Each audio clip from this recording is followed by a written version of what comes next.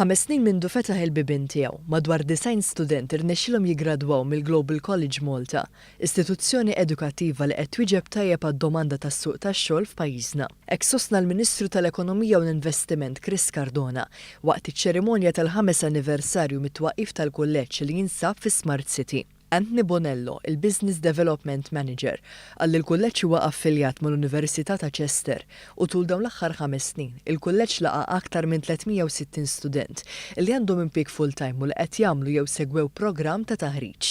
Aħna li bħalissa għandna mal-230-250 u qed nimmiraw li nirdoppjaw l-intek li ġej f'Ottubru u naħseb li nħamluha. Is-Sur Bonello qal li l-korsijiet ta' Global College Malta jaqgħu taħt l-iskema Get Qualified offruta mill-Malta Enterprise, fejn il-Gvern ħallas 70% tal-ispejjeż dovuti permezz ta' refużjoni mit-taxxa. Spjega kif inċentiv ta' din ix-xorta qed joffri l-opportunità lill-istudenti sabiex jażlu korsijiet ta' kalibru. L-kulleġġ issa ħanajdulek l-istrateġija tiegħu hija affogata fuq is-suq Malti, fuq il-ħaddiem Malti ħanajdulek. L-iskema qed tgħin ħafna lill-kulleġġ. Għaliex? Għaliex inti għandek 70% tax rebate.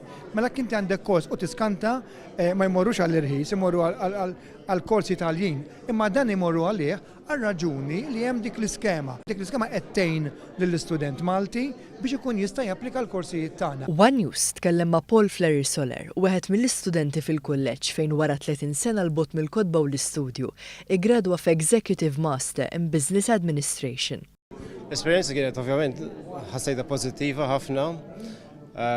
Jiena bdejt għamilt l-kors tard f'ħajti bażikament. Jiena għandi kważi iżjed minn 50 sena ma ili naħdem iżjed minn 30 sena iżjed f'ħajti u bażikament li l-esperjenzi tax-xogħol li kelli bdejt nismagħhom fil-klassijiet ukoll u bdejt nisimhom mill-studenti l-oħra wkoll u we were sharing experiences.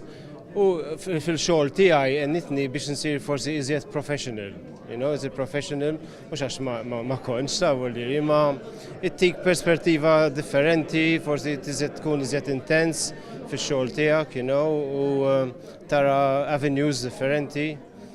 Il-prinċipal ta' Global College Malta, Clayton Day, għalli pajjiżna qed jubri potenzjal li jkun ċentru ta' eċċellenza fl-innovazzjoni u kif il-kulleġġ qed joffri lill-istudenti Maltin u barranin l-għodda kollha neċessarja, dan bilan li jitħarġu kemm fit-teorija kif ukoll fil-prattika.